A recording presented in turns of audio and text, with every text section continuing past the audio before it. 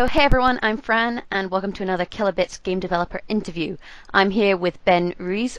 I've said it wrong already. What is it? Ben Ruiz. Ruiz. I was right, from Team Colorblind. And Ben is Yeah. half of the developing duo behind the upcoming indie game Aztez. So tell us a bit about yourself, first of all, Ben. I've been making games for about 8 or 9 years now, and I love it. I've always been an artist and a designer. A couple years back, I had an idea for this game, and long story short, we ended up getting the funding for it, and we've been on it full time for the last couple years. So Aztez really has been my life for the last 2 or 3 years, and I'm super excited about it. It's awesome, but yeah, I'm a game developer to the bone. That sounds awesome. So introduce us to Aztez. Like, what is the whole idea behind this game? So the idea is that, I really like beat 'em ups. Like, they're my favorite genre of game. They have been since I was little. I mean, I grew up in the arcade, so they're just very personal for me. And I'm just really tired of the formula. You know, I think like beat 'em ups have come a really long way in terms of combat, but as far as game structure, they've come like nowhere. You know, it's the same old formula. Like, have a fight, bounce into a room, grab some ledges, and I'm just sick of that. And so I guess a big part of the Aztez inspiration was try and take that in any other direction, which is why the game is half a beat 'em up and half sort of a turn-based strategy game. And so that was the impetus, really. Oh, that's awesome, because I totally agree with you there that beat 'em ups are a bit stale when it comes to the whole gameplay, other than, I mean, you fight each other or a bot, and then you just keep going into battle after battle after battle. So is the idea then to break it up with this turn-based element? Yeah, absolutely. So I mean, I've really liked games like Weird Worlds and Spelunky and Teleglitch and stuff like that, where you could have like a short-lived but fresh experience every time you play it. And so we're drawing from that in the sense that when you start a new game of Aztez, you're going to be looking at a big map of the Empire. And it's 100 years before the Spanish show up, so there's practically no empire. There's just the capital. And your job is to expand from out of there, trying to gobble up all of these independent city-states and turn them into tributaries. But it's married to the fighting, because every single turn there's going to be some kind of political event on the map, and you address it with beat-em-up gameplay. So, you know, you've got this huge array of cities on the map, and when something is happening there, you actually jump into the city, have this really technical, fun fight, bounce back out, and whether you won or lost in that combat event, it'll have different effects on the Empire. Oh, so that's good. So it's not just like they both kind of tie in together. I mean, we got our hands on the demo, which has the combat system, but not the turn-based stuff. And having played it, it is super fun. Like, you've got all sorts of different moves. I mean, we had like it's a 4-minute timer with different kinds of enemies that spawn in. Oh my god, I hate some of the enenemies. Like the ones with the shields. The ones with the shields. Oh, I can't hit them. And then they're the worst. And you can grab and stuff. Like it's actually a really challenging beat 'em up as well as being super fun, which I like. I don't like games that are too easy. Yeah, same here. So Aztez, you are the artist, animator, and what have you. Yep. Mm-hmm. So what kind of inspired your art direction? Like, why did you go towards this black and white with the red, whole kind of artistic theme? Yeah, I mean, since I'm the only artist on the project, we kind of had to do something that was really easy to produce for, and so I ended up coming up with this style a long time ago because it was very easy to just produce lots and lots of different assets that make up the environments. I knew I wanted a lot of different environments when the game was said and done, because I like scenery change, so do most people. But I wouldn't have been able to create a lot of these environments and a lot of these characters that I wanted to make if we'd done something more complicated. So it really was just like a technical limitation that I ended up embracing to get us here. And it actually gets compared to Mad World a lot, and I like pointing out that there's a crucial difference between Aztez and Mad World in that Aztez actually uses the grayscale, and Mad World did not. So for me personally, I've known other people who have the same issue, but I can't actually play Mad World for that long because it the lack of depth perception like hurts my eyes literally. And so so Aztez has grayscale, and even though it was originally black and white, we killed that because we didn't want to, make people physically uncomfortable when they played our game. Yeah, you can see the grayscale in the gameplay that's being shown now with with your primary character being black, and then obviously the corpses and what have you fading to black. Right. Yeah. And it does make it much more playable than stuff like Mad World, where everything kind of blends together, because it's creating almost like pseudo 3D. I have to ask, what happens when the timer runs out on the demo? I got to 1 second and then I died. Oh no! I'd have done it twice, and it's just nothing really happens right now. It just says congratulations, you won. I mean, we have like these spectacular end of event effects that we just haven't pumped into these like combat builds yet. But like typically what would happen is you would get to the end and it would say, "Good job. Here's what's going to happen to the Empire. Here's the treasure. Here's the money you got, etc." So, but yeah, for your build, not much right now. Yeah, so how far into the whole developmental process are you guys currently? I mean, we've got this lovely demo where you've got different weapons, and I love how the different weapons actually have different fields. Like, I don't know what they're called. There's like the spear, which is, you've got range and what have you, and then you have this like club thing that's much more heavy, and you really feel like you're kind of crushing skulls and what have you. Yeah, that's awesome. And then there's the kind of intermediate, I don't even know what to call it, long spiky stick thing. Yeah, like the default one, right? Yeah, and like you've managed to put in all these different weapons that actually feel different, which is lovely. It's not just like something that aesthetically looks different. But how far in this developmental process, beyond what we can currently see in the demo, have you guys actually gone? Yeah, so that's a good question. I mean, we've built a lot of the environments out. The reason we still haven't showed off the strategy game yet is because I built the original, or I designed the original version, and the other guy on the team, when we finally got it up and running, he hated it.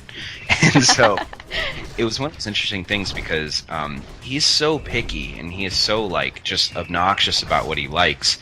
And he ended up saying, "Let me take this over, let me build this up into something I would like." And I'm sitting there going, okay, if you can actually get this to some place you like, we'll be in really good shape. Because he just likes incredibly airtight things. And so he's scrapped it and redesigned it a couple times now, which is the reason we still haven't showed it off. But as far as the combat is gone, we've got these 3 weapons in the build. We've got one more that I'm working on now. And then when it finally comes out, there will actually be a couple more secret weapons. They're not going to be as intricate, but they'll be a lot more fun. And not more fun than the basic, but they'll be there for fun and not necessarily, technical expression. But yeah, we've got a lot of the enemies built already. I mean, I wish we could narrow in on the month. We know it's going to be this year, but it's just really hard when there's just 2 of you, you know what I mean? Yeah, I think people have to realize how impressive it is as well that it's just 2 people building a game together. So your partner is Matthew, is it Wegner? Wegner. And how did you guys end up teaming up?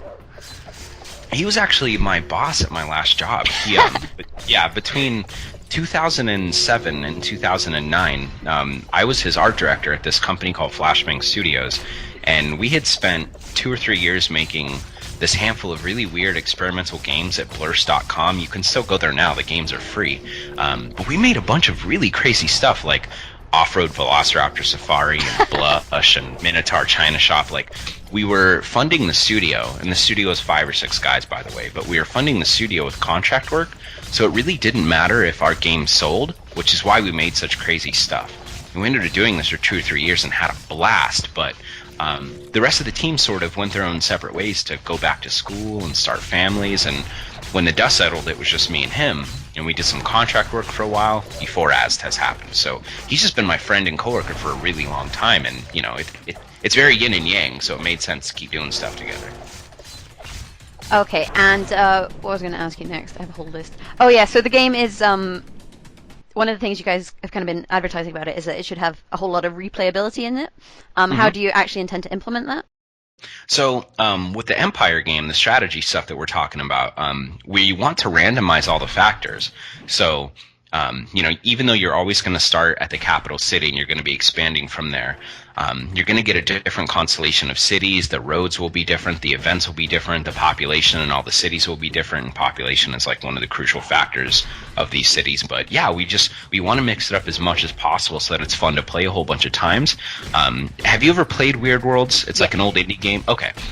We're just really inspired by that. It's like, even though you don't have this massive play space in Weird Worlds, that just these a handful of rules being randomized can make like a huge difference, and that's all we're really trying to do.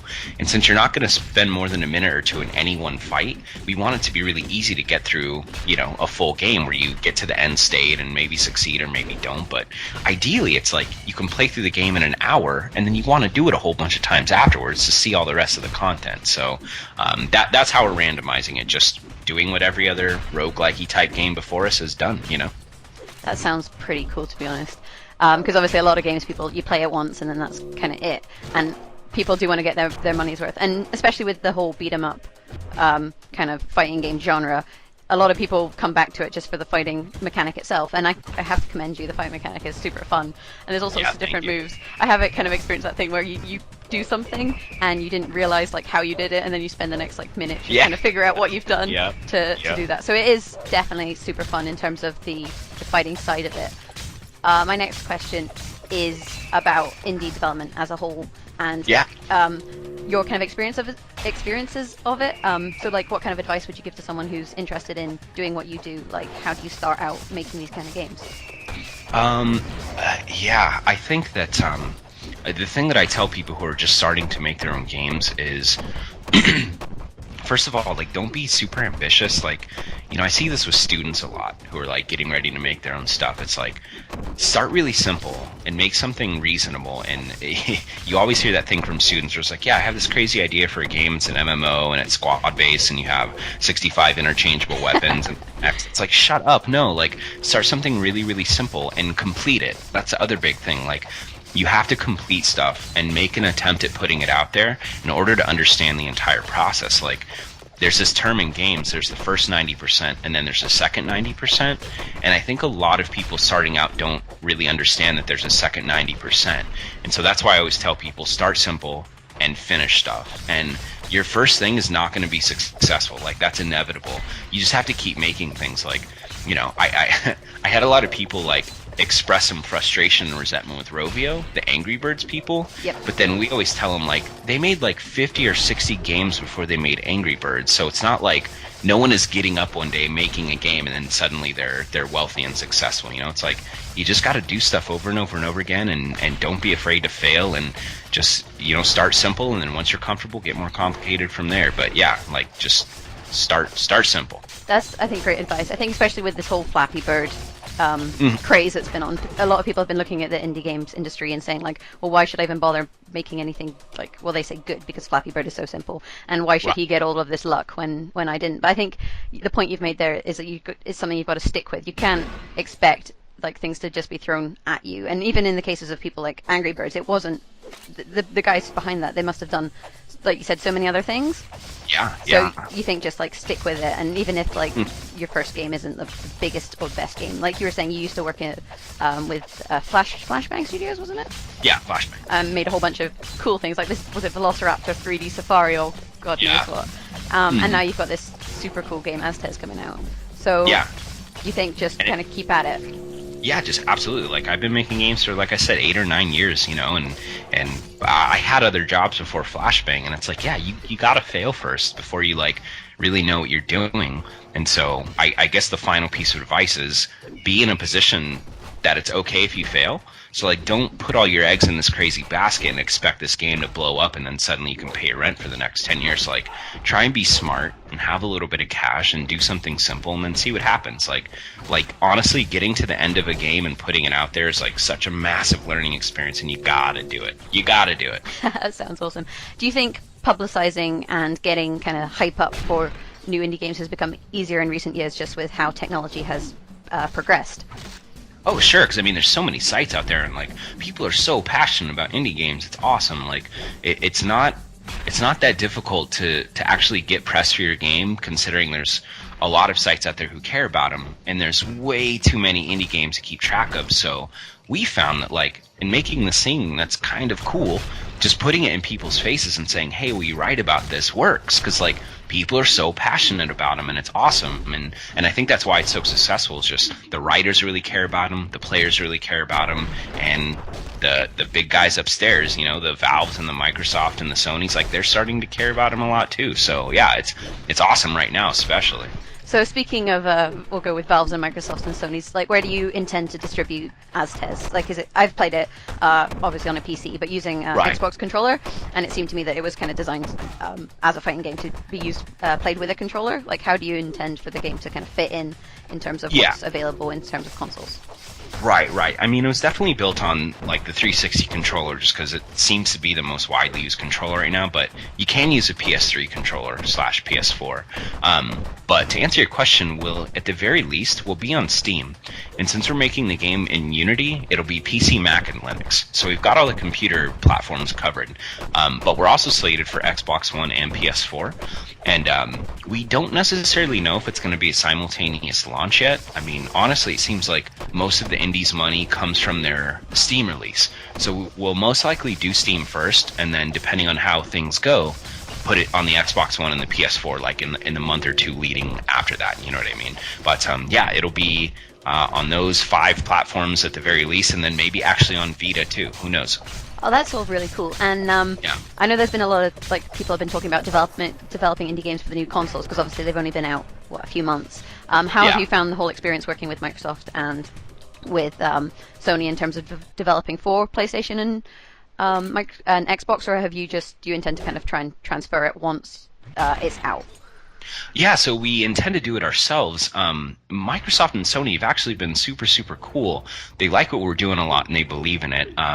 The problem is that Microsoft's indie game division right now is just one guy, and he's a really great dude, but he's swamped. So communication with Microsoft is a little difficult at the moment, but it's not for any negative reasons other than the guy's busy. But we have actually already received our dev kits from him, and we've got it up and running on it. So yeah, I mean, on that front, it's great. For Sony, we're still sort of waiting on the development kits, and I'm assuming you're familiar with development kits, but they're the special machines that you need in order to make the game run on the system. But I mean, so far everything's been awesome. Like, Sony, probably even more than Microsoft, is super into the indies right now. Like, they have a team of 10 or 11 people just watching the indie scene and scooping up anything potentially cool. So yeah, like I said, right now is kind of a great time to be dealing with the consoles, and it's awesome. That is awesome. As an Xbox One owner, that sounds really awesome for me as well. Yeah. To have more kind of options in games other than the AAA content, like having more indie stuff. Yeah. And it's great. So both are trying to head down that direction. How does developing for a console like an Xbox or a PlayStation compare to developing on a computer? Is it easier? Is it more difficult? It's definitely more difficult, but that's just because since we're developing the games on the computer, where the problems that the computer has are sort of obvious immediately and they get fixed immediately. So with Unity, it's like you hit play, the game starts running, and if there's a problem, you're going to know it immediately. The problem with consoles is that you have to build these like complicated game executables, load them up on the system, then play them, and then address any issues you might have, assuming the game's even running. So it's not necessarily more difficult technically, but it uses up a lot more time, and so you kind of need to slate an afternoon, for solving any kind of problems that might come up on the consoles. But it's fine. I mean, it's not going to be any more difficult. It's just going to be more time consuming. So just a little bit more long-winded. Yeah, exactly. Well, that doesn't sound too bad then. So it's good then that it's much more options in terms of developing indies onto this new stuff. We'll go back to talking about your game Aztez. So what is your favorite weapon? I think mine is possibly the spear, just because of its extended reach. But right. At the same time, I quite like the one where you just club things to death. So. Oh yeah, totally. Yeah, like that no one's ever actually asked me that. And I'm not sure. Like, the sword was the first thing I made. It's what I started with, and so it's the one that I'm definitely most familiar with. But yeah, I mean, it sounds cheesy to say, but all of the weapons are sort of like weird extensions of me, because they're sort of all influenced by the things that I liked about all these hundreds of beat 'em ups I've ever played. So it's totally cliche, but I can't pick a favorite. They're all like, I love them all so much. Well, that's fair enough. Well, which is your least favorite, should we say, enemy to fight against? I'm torn between. Actually, I've got 3. Number 1, the bird people who jump up and fly into you, because you've got to block straight off the bat, because otherwise they're just going to stab you in the gut with their spear. Yep. The other one I dislike. Well, I dislike. I use that loosely. It's like just more challenging to play against, and it's a bit like frustrating when you're surrounded by 4. Is, like I said, the guys with the shields who I swear block 90% of anything that I try to do. And right at the end, when there's the priests that show up, and then you go to stab them, and then like they just phase out and disappear. Yeah. For me, those are the three that I find like really challenging to kind of fight. What about you? Yeah, I definitely think the one I would prefer not to fight is the guys with the shields are called nobles, and it's definitely the nobles. Like, they're just, I designed them to break up your flow because the game rewards aggression. Like, if you know how to maintain like a big streak, you're gonna do really, really well. And the reason those guys are there is to stop you from doing that. And so they totally serve their purpose. But yeah, it's always frustrating when suddenly you're doing something incredible and then these guys show up with their shields. So yeah, the other ones that I'm actually sort of surprised about are you might have seen them. But once you get to the end of the event, you start seeing the guys that are like boxers come out. Them. Yeah, so I need to work on it a little bit because it's not likely to hit you, but they'll actually kick dirt in your face, and then you're stunned. Oh, that's so annoying. Seconds. Yeah. Because I found, especially in the game, like when you start to get, you have to try and stop yourself getting hit. It is quite tactical because the second you start getting hit, you're like losing massive amounts of health, and it's difficult to regain health. I mean, you can absorb blood, which is what people have seen when all the red blood just like gets sucked into your character. Yeah. But that obviously you have to break your flow, and then you're kind of vulnerable. But these guys who kick dirt in your face, oh my god, it's just like you're doing so well, and then suddenly it's like, nope. You're dead. Yeah, yeah. This other funny thing happened where I'm supposed to go under the hood and say to any enemy, limit your attacks if these other things are happening. So, like, for every enemy type, I say, okay, Eagle, don't do this attack if any of these other attacks are happening. And so typically you're not getting hit by more than one or two attacks at the same time. Well, I forgot to do that with the boxers, and so that's the reason why 3 of them will gang up on you and just completely obliterate you because they're not paying attention to what the other people are doing, and there's no limit to their attacks, and they hit 3 times. So it ended up being this really amazing thing where it's like, if you're in the air, you're completely safe because the dirt won't hit you. But as soon as you're on the ground and they're on both sides of you, like, you're just going to get pulped. You know what I mean? So that was an accident, but it ended up being like so weird and cool that I kept it in.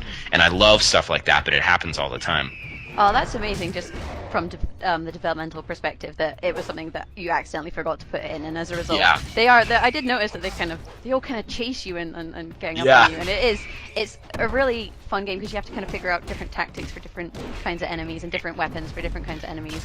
And it kind of has a lot of depth to it, despite the first kind of impression of it being kind of like a hack and slash beat 'em up. But then once you kind of start blocking and grabbing and using different attacks like aerial attacks and having different enemies, it is super duper fun. So I'm definitely commending you on that. Yeah, I appreciate that a lot. Just out of curiosity, are you switching weapons in the middle of attacks? Sometimes. Okay, because you can totally do that, and it completely blows the game open, like, in terms of options, but it is very, very difficult. Like, I've only recently gotten used to it, and I implemented it, like, 6 or 7 months ago, but if you can sort of get there, then you're at the highest level, where it's like, I'm doing this in the air, I just interrupted it into, like, the knife where I was at the sword, and now I'm doing this insane thing. So, yeah, that's where the juice is right there. But yeah, I do agree with you that there's a huge amount of replayability. I mean, I've just got this 4-minute demo and I've played it about God knows how many times, just learning different things and getting the hang of blocking and trying out the different weapons, and it's a really exciting game. How much do you guys intend to kind of charge when the game is finally released?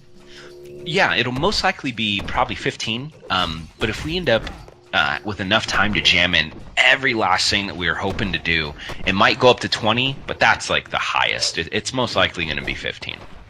I mean, just from the beat 'em up perspective alone, I do think it is like it's a fair price for what you're getting.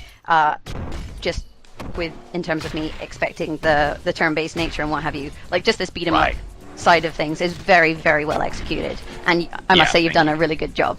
So, final question before we wrap up this interview is: do you have plans beyond Aztez?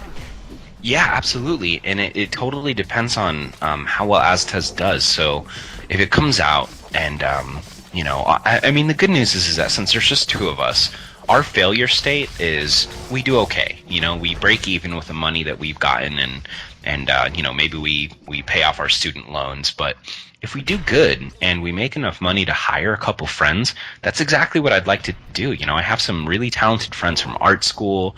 Some of them are like at Blizzard, and they would love to go indie. So it's like, I would just like to add a couple people and do something bigger and better. I could keep making beat 'em ups until I die. So I just know that I want to keep making combat heavy games with a couple more people, and just keep doing what I'm doing right now for as long as I can. So it sounds like you kind of loving your job and loving what you're doing, which is great to hear, and probably inspiring for other people who want to get into games development. So thank you very much, Ben. Everyone thank watching, you so much. I appreciate it. Keep an eye out on Aztez coming hopefully this year. Maybe we'll find out at some point when it is, but you've heard some of the issues and difficulties that are part of game development. So Ben from Team Colorblind, thank you very much. As always, I've been Fran from the Kilobits. Check out his game. You can also check us out on Facebook, facebook.com/thekilobits, over on Twitter @thekilobits, and you can like and subscribe to the channel. But thank you guys so much. It's been really fun, and I love your game. Seriously, I'm very impressed. I appreciate it. Yeah, I'm so happy. Awesome. Bye, everyone.